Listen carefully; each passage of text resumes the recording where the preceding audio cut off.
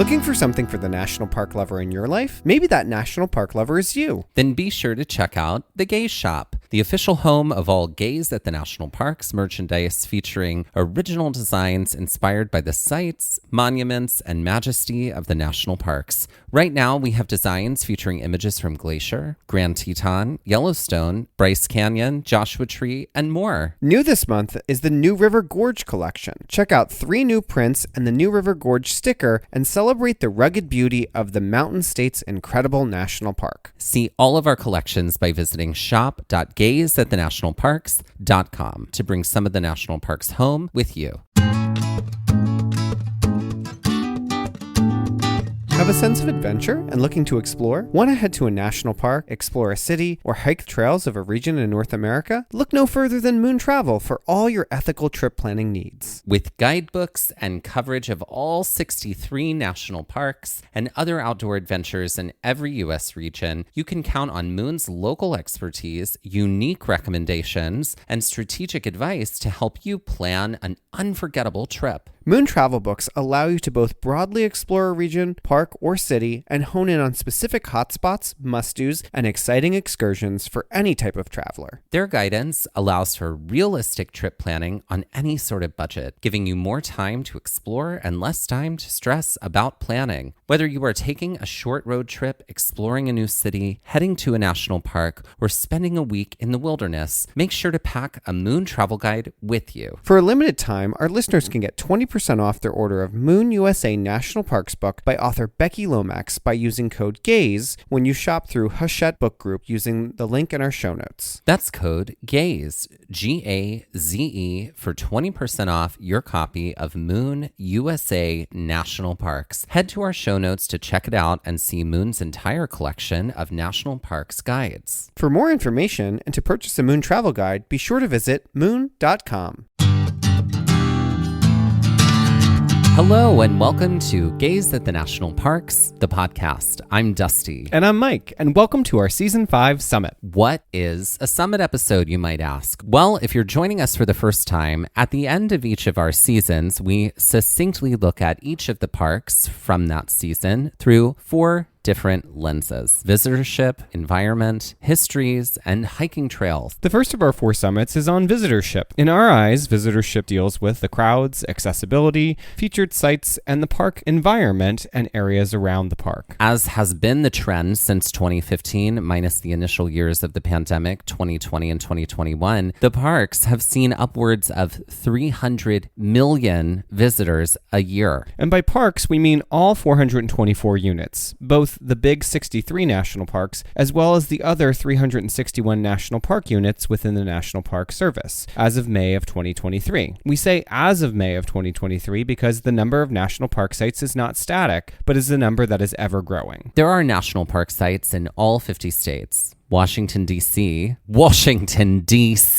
that's for the Clue fans out there, and U.S. territories. Together, these sites encompass more than 85 million acres of land. That's truly incredible. There are some amazing sites that were added to the NPS since our summit last year, including the Blackwell School National Historic Site in Marfa, Texas, and the Amache National Historic Site in Springfield, Colorado. So these units have both been added to the NPS, but they are not fully operational due to land acquisitions that are in progress. Why do you think it's important that the sites be continued to be added to the National Park Service? Well, the National Park Service's role, as they state in everything that they say, is that they are America's storyteller. And I think as part of America's storyteller, it is important that we preserve and contain sites that help to always tell the story of this place, the good and the bad and the stuff that some of us want to cover up. Mm-hmm.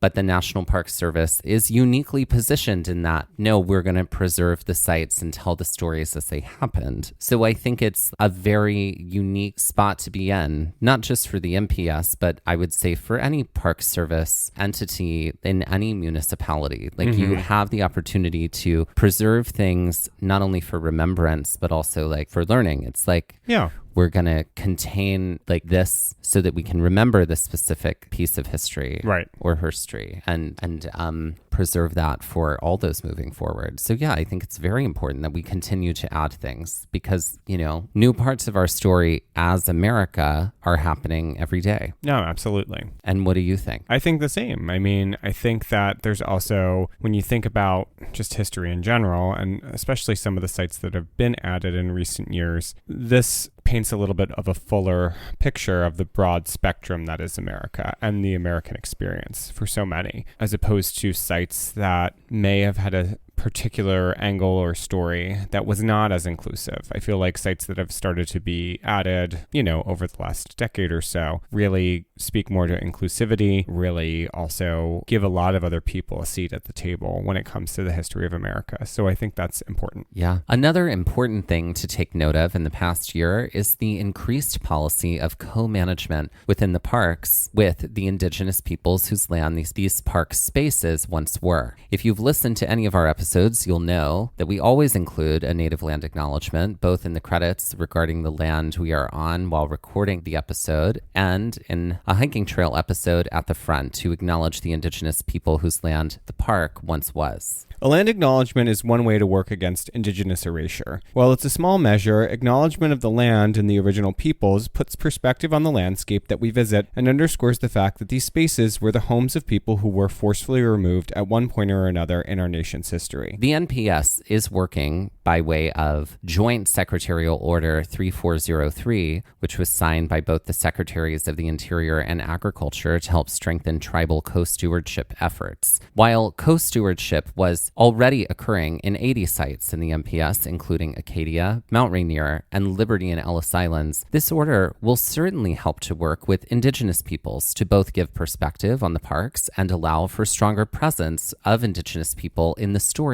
of these landscapes they call home. All of this is an important preamble to our summit episode on visitorship. Planning to visit a national park site involves curiosity, drive to learn, and a love of the outdoors. The National Park Service is striving to do better. While not perfect, acting as America's storyteller is often dependent on who is telling the story and which way the wind is blowing. Since we're gearing up for some learning and some curiosity when it comes to the outdoors, let's play some games before we dive deeper into each of the parks visited this season. Speaking of Dusty, what are those parks? The parks we visited in Season 5 are New River Gorge National Park, Theodore Roosevelt National Park, Badlands National Park, and Indiana Dunes National Park. All of these parks were a surprise in their own way, from walking under the largest steel span in the Western Hemisphere to seeing wild horses and all manner of wildlife along the Park Loop Road to huffing and puffing up sand dunes. And there was a lot to unpack. So, what game are we playing? Well, let's see what each of these parks has to offer through degrees of separation. Oh, okay. So, starting in New River Gorge, there were 42 years in between the creation of New River Gorge as a national river and its elevation to national park status. The park was originally designated under this president, who was a peanut farmer from Georgia and the subject of a 3-part biography by the fictional character Milton Green on 30 Rock. Oh, okay. Was it Theodore Roosevelt? No. Who was the peanut farmer president? He's still living. I'll give you that hint. Okay. Jimmy old. Carter. Yes, that's it right. was Jimmy Carter. Yes, Thank you. There you go. Okay. My presidential history blind spot. And your is 30 showing. Rock, apparently. No, I remember Milton Green, known as why he could die. Mm-hmm. All right, great. Carter, Obama, Wilson, and this president, who is credited with founding the NPS, have all been awarded with the Nobel Peace Prize. I'm sorry. I'm distracted by, it's the blue jay that just landed on your fence outside. Oh my God. Who is Theodore Roosevelt? That's correct. At Theodore Roosevelt National Park, named for this 26th president of the United States, you can see bison, prairie dogs, elk, pronghorns, and these animals, which Mike had a full freak out over. What are wild horses? Wild Horses is a song. Drag me away. No. You're playing right into what I need to here. Wild Horses is a song by this British rock band, which is also the name of a popular music magazine. What is the Rolling Stones? That's correct. While the Beatles have been featured over 30 times on the cover of Rolling Stone, this New Jersey rocker, known as the Boss, has found himself on the cover at least 20 times. Who is John Bon Jovi? As everyone riots in the Garden State. Who is Bruce Springsteen? That's right. Well, lights out tonight. Trouble in the heartland. Got a head-on collision. Smashing in my guts. Man, I'm caught in a crossfire that I don't understand. Croons Springsteen in this hit song off of his album Darkness on the Edge of Town, which has a very NPS-centered name related to this season. What is Country Roads? It's something Roads, right? It's not. Hold on. It's not Born in the USA. Think of a park from this season. Oh, it's Badlands. That's correct. Oh, man. The Jersey crowd's going to come hard for us. I am a New Jersey, as they would say in Maine, a New Jersey from away, because I came from away. Great. Badlands National Park features incredible and desolate sites in a very remote part of South Dakota. The land there is rife with fossils, but not of dinosaurs, because at one point Badlands was covered by this. What's water? Because it was the Western Interior Seaway. That's correct. The different sedimentary levels of Badlands National Park include the Sharps Formation, the Brule Formation, the Chadron Formation, and this colorful formation, which could also describe some of the dunes in Indiana Dunes National Park. What are the yellow mounds? Indiana Dunes National Park sits on this lake. I would like to know if I got it right. You did. I wouldn't have kept going if Great. you... Great. Oh my God. Indiana Dunes National Park sits on this lake, which, like its siblings, formed from glacial retreat. What is Lake Michigan? Correct. And lastly, while glacial retreat is vastly different from this process that helped the new river cut through the gorge, it still shows the amazing impact on water on a landscape over time. What is the thing that sponsored our entire season this year, which is erosion? And that's degrees of separation. Look at that. Mm-hmm. You did a good game, girl. Well, thank you. I honestly started with New River Gorge and just kind of didn't know where the through line would be, but was able to wrap it all back around. So well, look at you. I'm pretty proud of that. You did it. Mm-hmm. I'm very proud of you. Thank you. Now that we've wet our whistles with a game, it's time to take a look at the parks from our 5th season. Let's start with the New River Gorge National Park, located in the land also known as West Virginia. We would also like to acknowledge that while hiking and visiting the land also known as New River Gorge, that we were on the traditional and stolen land of the Monoton, Yuchi, Shawanwaki, Shawnee, and Tutelo peoples. While it is the newest national park, New River Gorge has no problems when it comes to visitors, as in 2021, an estimated 1.7 million visitors visited this winding parkland. New River Gorge is over 70,000 acres of parkland, which stretches 53 miles. So this park is long. It is very long, and the sections of the park are all very distinct in their own way. This includes Canyon Rim, Thurmond, Grandview, and Sandstone Falls. So yeah, what made the sections in your mind distinct from one another? Well, they were distinct in that they were a considerable driving distance from one to the other, right? Because it feels like highway, but then you pull off and now you're in a section of this national park. Right. And then you get back on the highway or another highway, and then you're in another section of the national park. Yeah. So those do feel very distinctive because they are literal drives away from each other. Yeah. But I think what distinguished them for me is that we got something different at each section. We did, yeah. Really distinctly different. Yeah. Like Canyon Rim is like this vast open view of the gorge and the bridge, and there are ways to drive through it and get on trails. And then Sandstone Falls is up close and personal with a really cool type of waterfall. And then Grandview is a different way to take in this like beautiful bend in the New River, and there's also trails there. Thurmond is a ghost town. Ooh. I know. So there's a lot of different experiences at each section. Absolutely. What about for you? Yeah, I mean, I think that each of these sections felt like it was like, in its own way, sort of like Disney-fied. It's like, here's Tomorrowland, here's Futureland, here's this land. Like, in that, everything was different. There was such difference in even just what we were hiking at the different parts within the park. But I do think the sites themselves really spoke to their own uniqueness, because the New River Gorge Bridge, for example, like, you don't see anything that, you know, in that engineering marvel type way anywhere else in the park. Like, that's incredible. Sandstone Falls, like, you're actually seeing the river at work in a very specific sort of way. Grandview, you're getting a very different sort of view of the river. So, and Thurmond is just completely wildly different. Its own thing. It's its own thing. Some other state parks that surround New River Gorge include Babcock State Park, Little Beaver State Park, Hawks Nest State Park, and another NPS site that is near the park is Gauley River National Recreation Area. While we have been to New River Gorge twice now, these additional parks, though talked about, are not spaces that we've been able to visit as of yet. That's because there's so much to do within the park itself, and not just hiking. What other activities are popular within the park? Okay, so there's so many activities that are popular at New River Gorge. It's been a place for like outdoor activities for a long time. Right. It's known for the whitewater rafting. Right. Also, climbing. Climbing is a big thing. Also, zip lining, mountain biking. Yeah. I mean, there's a lot to do. And obviously hiking. And hiking. Right. Yeah. Yeah. We've definitely hiked. I think we were almost going to be doing class 4 rapids.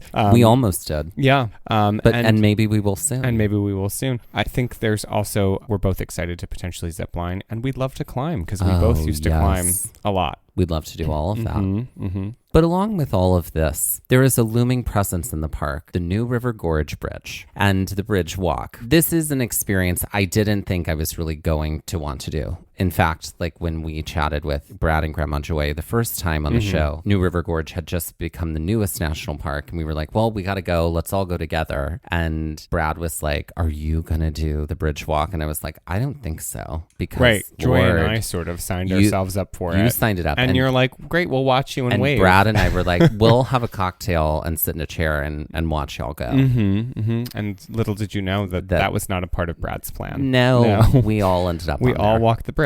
And so what was it like for you? To walk the bridge? Yeah. Uncomfortable, but I did it. You know what I mean? Would you do it again? I might. I actually might do it again. You know what I mean? Like, I'm not going to say no. I do have to say, like, the views and the angle that you get from up there are really special. They are. Really cool. I would definitely do it again for, like, if it were a different season and to be able to see, like, the areas near the river at a different time of year, that would be really special. Yeah, maybe when they could really make sure that the foliage was orange enough for us. That's right. Yeah. We joke about that because people that run the bridge walk are just the kindest, sweetest, most wonderful folks. And they were saying that, some tourists, like the week before we were there, were like, oh, we really wish like the foliage would just be a little more, autumn. Yeah. We're really disappointed by that. Is there anything you can do? I was like, are you kidding me? The audacity of some people. Also the ignorance. Yes. So anyway, no, I think I would do it again. It would be easier to do it again since I've done it already. Yeah. I do have to say, it's the walking and the stopping for me. Yeah. I'm a little bit like, straight through. If it were just us and like a guide, and we could be like, okay, there's 3 points we're going to stop at, and we're going to take photos, because really you could probably do it in like 15 minutes, but they stretch it to like an hour so that you just like walk a little bit and then you stop, and then you walk a little bit and then you stop. And I'm like, I would rather like walk a third of the way and stop and take a bunch of photos, walk another third, do the same thing, and then finish. Sure. For more info about this hike and the New River Gorge Bridge, listen to episode 89, The Bridge Walk. This is one of those experiences like ziplining or rafting where an additional charge would be incurred. Look into companies like Adventures on the Gorge and Bridge Walk to find out more information. And if you're really interested in the New River Gorge Bridge, there is the Bridge Day celebration every year in October to commemorate the opening of the bridge, which is something to definitely check out, as the bridge itself is a major lifeblood to the state by way of transit. In fact, if you take the Fayette Station Road driving tour, you can get a sense of why the New River Gorge Bridge was so important when you cross the Fayette Station Bridge, the bridge that spanned the gorge prior to the New River Gorge Bridge being built. That driving tour was great. I thought it gave us like a really good sense of what the passage would have been like to cross the gorge at that point for so many years. It's windy, but you get to go under the span of the new bridge or very close to it at some points. And then getting down to the bottom when you're crossing the Fayette Station Bridge, it's like, oh my God, people used to do this. I think it cut the commute time down across the gorge by like 40 minutes. It was something wild like that. I think it was more than that. Yeah, it was wild. It was way more than that, because people would have to go like down and then around and then up. Yeah. Right. Yeah. If you're thinking of visiting the park and have limited accessibility or mobility, a driving tour like this is a great way to see both bridges and also get a sense for the geology and the history of the region. Another way to experience history in the park without hiking per se is by visiting Grandview and taking in the river from a different vantage or exploring the sites of Thurmond. To hear more about these sections of the park, be sure to listen to episodes 87 and 88. The park's visitor centers include the Canyon Rim Visitor Center and the Sandstone Falls Visitor Center. When we visited both times, we only actually made it to the Canyon Rim Visitor Center. So when we visited on both of our trips, unfortunately, I think Sandstone was closed that time in the spring. Sandstone was COVID closed. Yeah. And then we didn't even really look into it being open the second time we went. But the Canyon Rim Visitor Center was pretty great. It's a great visitor center. And you get a great view of both the bridge and the gorge from this. So I like it when you get like a natural experience from a visitor center. Yeah. And this is one where you really do. Absolutely. As far as civilization goes near the park, Fayetteville is the closest, largest community near New River Gorge. And if you have time, definitely stop through town and look around. If you visit the Sandstone Falls section of the park, you'll also pass through the town of Hinton, right at the river's edge. Okay, I love Fayetteville. It's also super queer. Mm-hmm.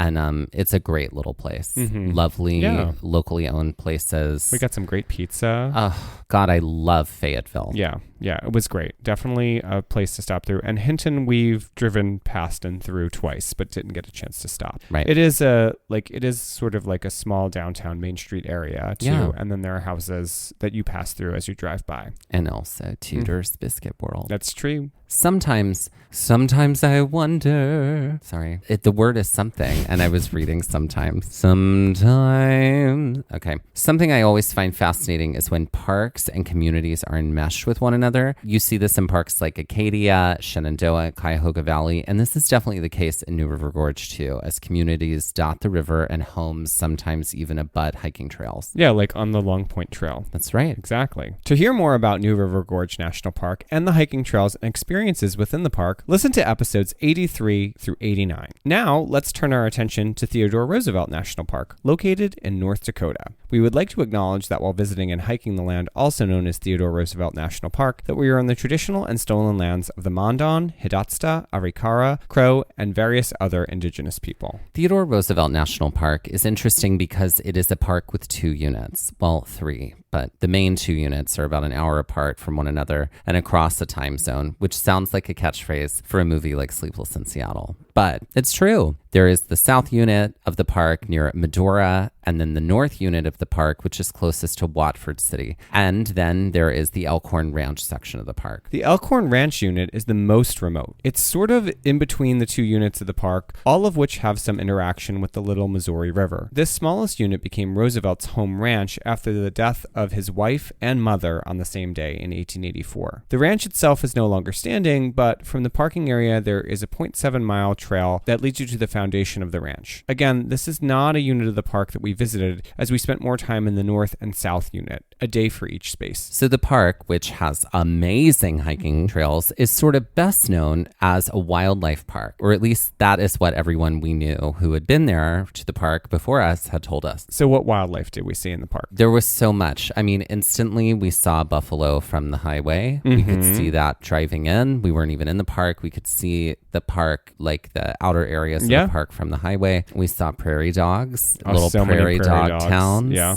Mm-hmm. We also saw wild horses. Mm-hmm. That's right. And I threw myself across the dashboard and ran out of the car. You threw yourself across the dashboard. I did. There was a monster in that car. And I got out. I don't know. Something possessed me there. How did the park inform your birding? Well, we did see some golden eagles. We did. Apparently, it's an amazing park for birding. Mm-hmm. I wasn't really actively birding at that time, but it did whet the curiosity for birds and being able to start identifying them. Yeah. This is a park where I felt like accessibility was really important because so much of the park can be viewed from the roadway. It's definitely a way that you can get to experience so much of the park, even the wildlife. This is especially helpful on very hot days, as the park can definitely reach temperatures that might be too hot to hike the trails or too hot to hike the trails for too long, as we experienced when trying to hike the North Achenbach Trail in the North Unit. Yeah, we definitely have firsthand experience here.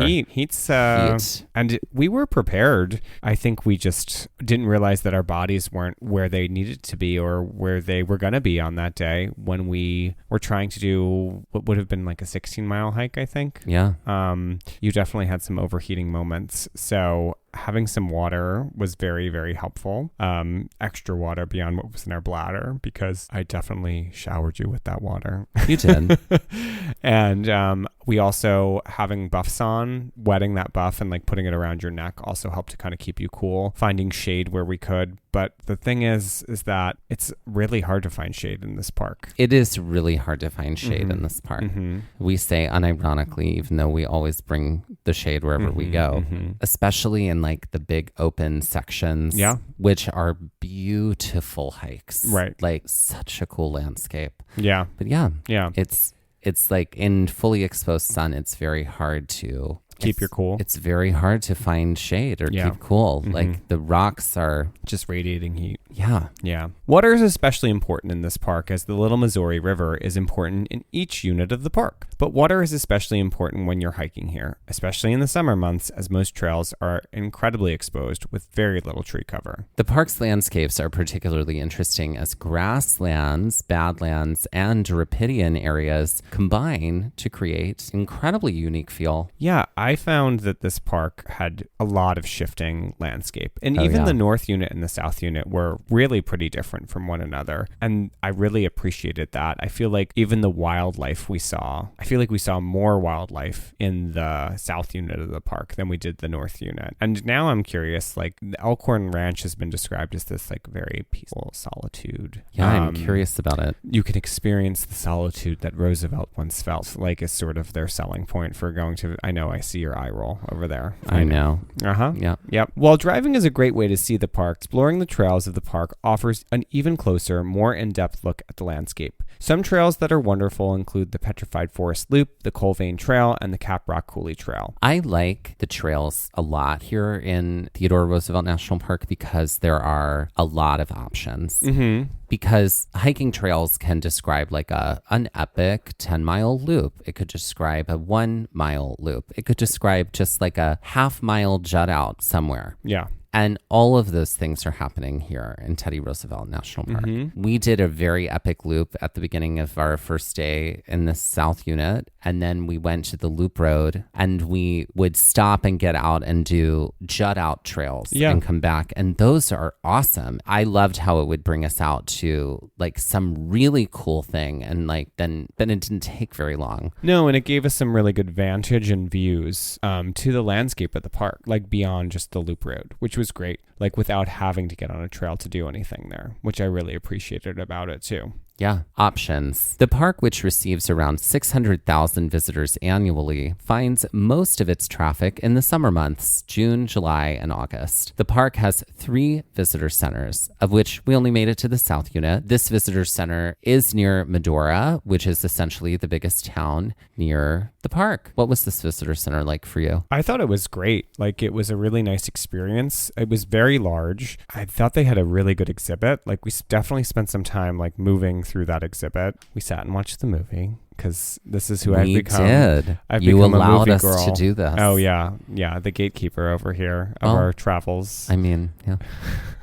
Let's not call a spade a spade. And the rangers were incredibly helpful here. This is where we got like a really good itinerary for the North Unit. And it's not that the North Unit Visitor Center wasn't open when we arrived, or it wasn't that the North Unit Visitor Center wasn't open. It's just that when we arrived so early that it wasn't open yet, and we didn't want to wait to have to talk to the rangers there. And the South Unit rangers were incredibly helpful as far as what we should be doing when we headed there. The other visitor center, the Painted Canyon Visitor Center, was a little further down Highway 94, but it's not something that we visited in our time there. While you're in the South Unit or at the South Unit Visitor Center, it's definitely worth the stop to visit the town of Medora. Now, there's a lot of online commentary about Medora as far as the culture of Medora. We found this to be a lovely place to visit. There were a lot of little shops, a lot of little restaurants. And yeah, had there been availability, we could have stayed there. Sure. There was no availability. Right, because we drove a half hour into the park every day. It was We did. longer, I feel like, too. Through just Nothing. empty blank land. Yeah,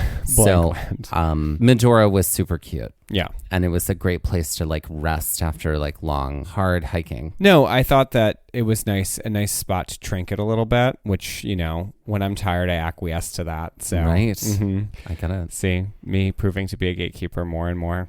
Yeah.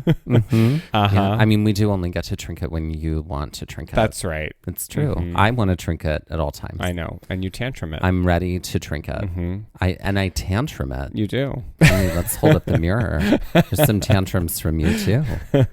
Some other park spaces near Theodore Roosevelt National Park include Sully Creek State Park near the South Unit and Little Missouri State Park and Lewis and Clark State Park near the North Unit of the park.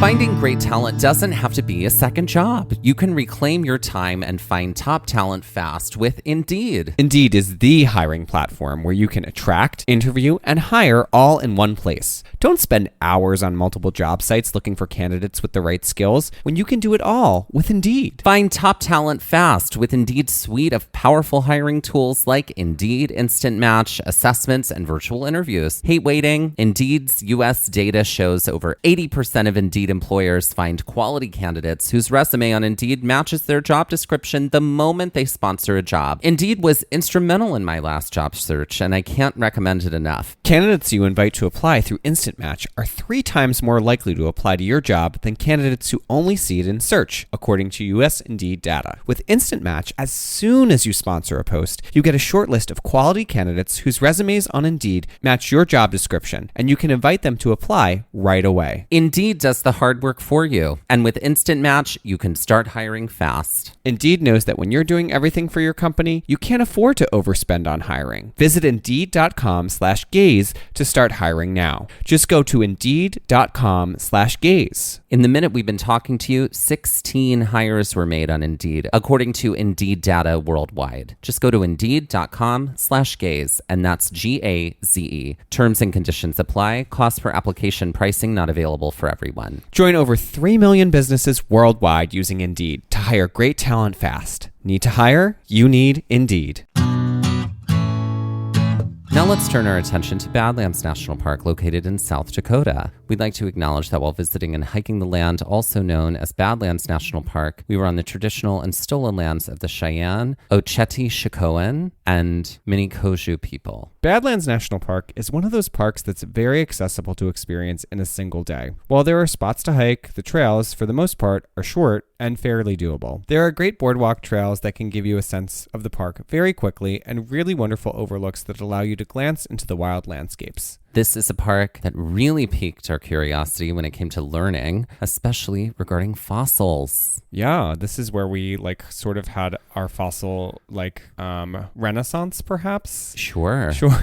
Yes, our updated learnings of fossils. Yeah. Because fossils in school are often associated with dinos. Dino DNA. Exactly. But fossils are so much more than that. Exactly. And this is a great park for learning that. Sure is, because the fossils here aren't dinosaur fossils because there were no dinosaurs in the Western here. Interior Seaway. That's correct. So the Fossil Lab is a really great experience within the visitor center because it allows you to see fossils up close, but it also allows you to see paleontologists working with actual fossils, like with cameras that are close up to what they're doing when it comes to cleaning the fossils and working to excavate things off of them. So this was a really great experience that I think you don't get anywhere else. And it's something definitely worth stopping shopping and doing while you're at Badlands National Park. The park is fairly remote, Rapid City, South Dakota being the closest major city to the park, with some small towns and hamlets here and there. It's definitely a park to have a plan for visiting, especially when it comes to where to stay or camp, as the communities around the park are small. So parks that are remote... They are, because like you have to be sort of prepared to like halfway rough it. Yeah. You know what I mean? At least like as far as where we were staying, there was no like grocery store. No. We would have had to drive like 45 minutes to a grocery store. It just is what it was. Yeah. It's definitely like you just have to be prepared in a park situation like that. Yeah. And I'd say it's not exactly what you would need to do when you backpack, because we haven't backpack camped as of yet, but it seems somewhat similar in the fact that like there just has to be a lot of preparation there. This is also a park where I feel like the visitor center experience was masterfully done when it came to learning. Okay, so not only was there the fossil lab, but there was this whole interpretive museum exhibition on everything about the Western Interior Seaway, all the different formations, things found in them. Sediment levels, yeah. And when I tell you, like, it was full of children and they were all engaging. Yeah. And I was like, this is very exciting to me to see kids engage with like information about fossils that are not dinosaurs. Yeah. I loved it. Yeah, it was great. I didn't find there to be a lot of information about the indigenous people of the area. No. Which was kind of, I feel like, a missed opportunity. Definitely missed opportunity. Yeah. There's another visitor center we didn't get to go to. No, which is on co-managed land. On co-managed land, and that I'm curious about. Yeah. Past the major hiking area of the park, which is near the interior entrance to the park, you can drive the loop road and get a sense of the landscape and geology of the park. This is also where I really got a sense of how different this park is from other spaces. So the formations here are just weird. Oh, it just they're felt super weird. Very strange. And that's what we call them. We don't call them peaks. No. Sometimes they call them mounds, but mostly it's called the sharps or Chadron or the Brule. formations. Yeah. Formations is the most collective word because the sharps really are more about one specific part of those formations. Right. This is also interesting because like this is a park where fossil hunting is sort of like you could like trip and fall over a fossil. Yeah. They're like, everywhere. They're everywhere. But you don't pick up fossils. No. There's a whole process. There's a process for what to do if you discover a fossil, which is a great reason why to start the journey at the visitor center. Yeah. To find out that process so that, you know, when out and about in the park, if you do happen upon a fossil, you know what to do. Yeah. Because it's highly likely you will. And you don't want to put it in your car and take it with you. We want to learn about it and see what that can teach us about the past, so it has to stay. You can hear all about the geology and the fossils of the Badlands in our Trail Mix episodes, Geology of the Badlands and Fossils of the Badlands. And you can hear all about the hiking trails in the park in episodes 95, 96, and 97. Other NPS sites in South Dakota that are relatively close to Badlands National Park include Wind Cave National Park, Jewel Cave National Monument, and Mount Rushmore National Monument. Custer State Park is another big draw for those people visiting the Badlands area. And last but not least, let's turn our attention to the last park of Season 5, Indiana Dunes National Park. We would like to acknowledge that Indiana Dunes National Park is on the traditional and stolen land of the Kickapoo, Peoria, Kaskaskia, Potawatomi, and Miamia people. You can't really talk about Indiana Dunes National Park without talking about Indiana Dunes State Park. Which is sort of like, they're like abutted. Yes, to abutted. use your word from this season. They are abutted, and it's almost like the donut hole inside of the donut. Sure, yeah. If the donut has had a bite taken out of it.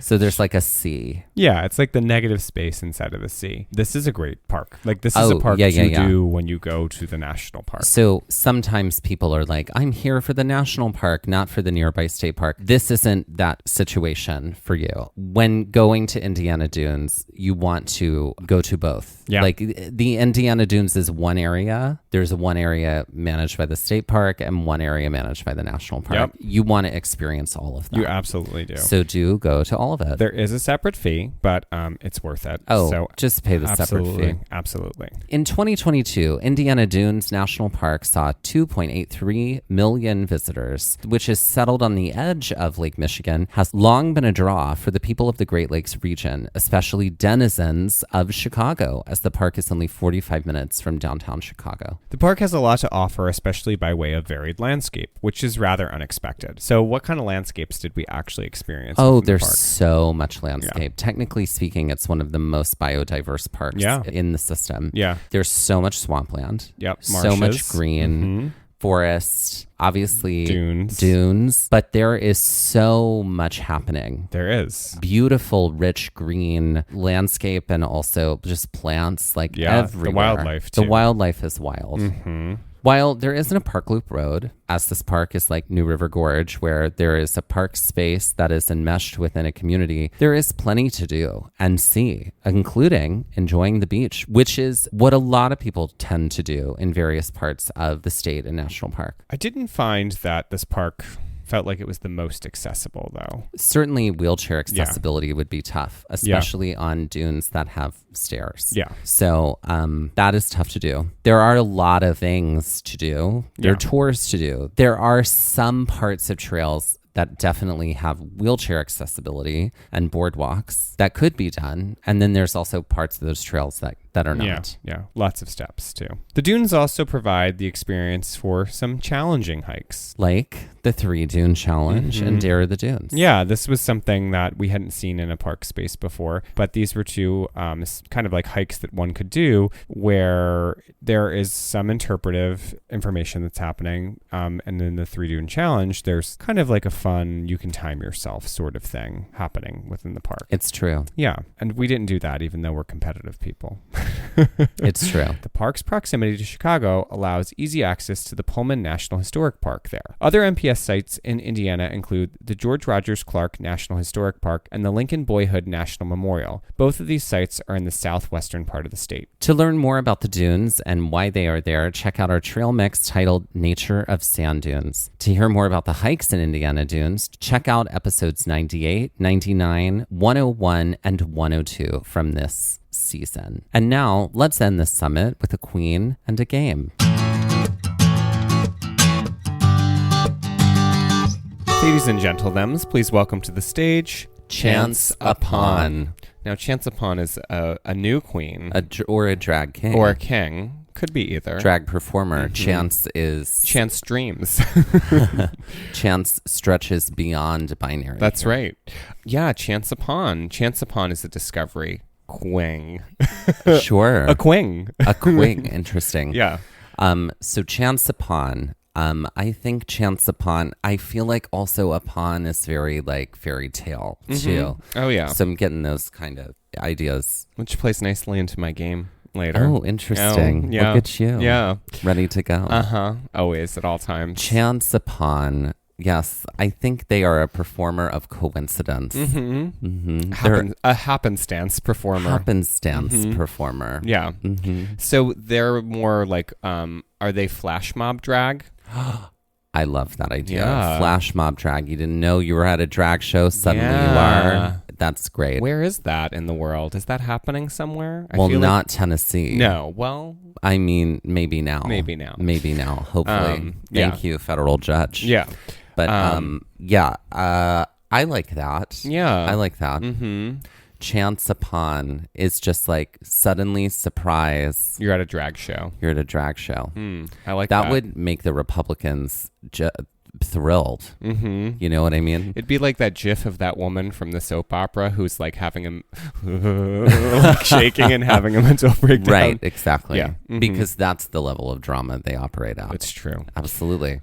Great. But also, I think surprise drag is something we need a little more of. I think so too. Why not? Yeah. Why not? I mean, the thing I love about drag is that, as Rue says all the time, it helps us take life less seriously. So I would love a drag show to be suddenly in the DMV. Great. Right? Like Chance Upon appears in places where like there wouldn't Least expected necessarily be a drag show, right? Yeah, I like that. DMV, the doctor's office waiting room. And they don't have to be long. It's just suddenly there's like a drag show moment. Flash drag. Flash drag. So what's the song they sang? I'm trying to think of like what the big viral flash mob songs were. I feel like they've stopped being a thing. They have. Yeah. But since Chance Upon's name is Chance, I do feel like Take a Chance on Me is required here. Yeah. From ABBA. Yeah. Because who can really get mad about ABBA?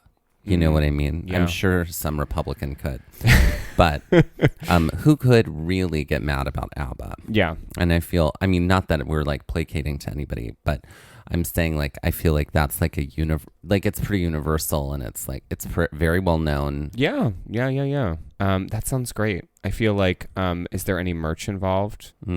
Is there? I feel like there's some kind of like, I don't know. Do you think it's relative to the space that the drag is happening in? Maybe, or there's like if you're at a doctor's office, it's just like there's just lollipops that come out. Maybe there's that, or like when we saw that drag show at the brewery recently, they gave out, that drag king gave out coins, and there was a QR code on the coin. Right. And I'm like, maybe there's something with that. Maybe it's a little choose your own internet adventure. It is, and it'll bring you to a really cool nonprofit organization to make a donation to. And also you can like, electronically tip your queen, right, or king or performer, Chance Upon. I do feel like Chance Upon works with local drag queens. Great. And drag artists, I should say, to create flash mob drag moments. I love it. So ladies and gentlemen, please welcome to the stage Chance Upon.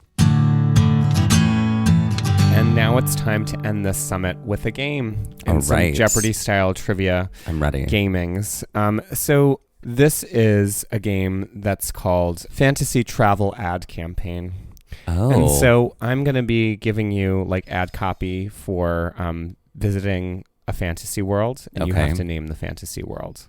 Oh, got it. Okay. Great. I'm ready. All right. It's pretty straightforward. Looking for a place for a magical vacation? Look no further than this rustic castle in the Scottish Highlands. While it might be hard to locate unless you're a magical being, once you're there, you can tour the grounds, locate the room of requirement, and even tour the now defunct Chamber of Secrets.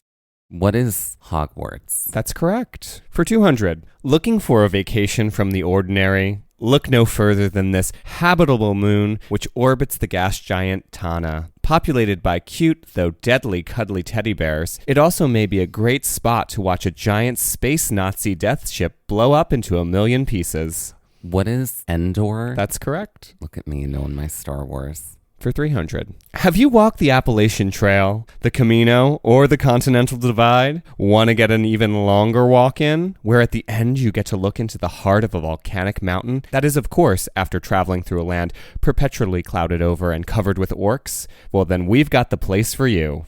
What is Mordor? Correct. For 400. Great. Looking for a fast-paced vacation in a metropolis at the heart of this magical land? There are buildings as tall as quaxwood trees, libraries, and museums 100 strong. There's no way you'll be bored, especially because this city itself made a bold choice to make green its official color. What is the Emerald City of Oz? Correct. That's correct. And for 500. Travel by unconventional means to this land with deep magic, but kind of Christian undertones. I mean, you can get there by painting, magical rings, or a wardrobe. It may be time to start picking up random items just to see if you end up traveling between worlds, ending up here. What is Narnia? That's correct. That was great. And this is why Mike needs to just be a commercial actor. At least and write copy. Commercial voice actor and write copy. Exactly.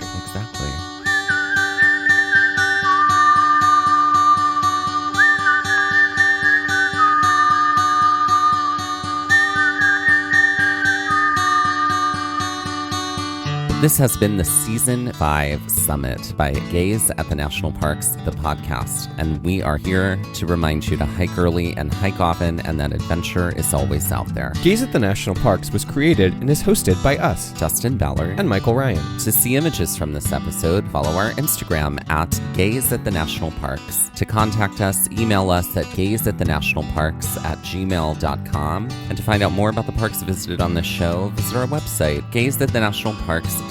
That's Gaze, G-A-Z-E. All original artwork featured on Instagram, on our website, and in the Gaze shop is by me, Michael Ryan. All original music was written and performed by Dave Seaman and Mariella Klinger, with Sean Sklios on guitar. Our music producer is Skyler Fortgang. This episode was edited by me, Dustin Ballard. We would also like to acknowledge that while recording this episode, that we are on the traditional and stolen lands of the Lenape people, also known as Ocean County, New Jersey.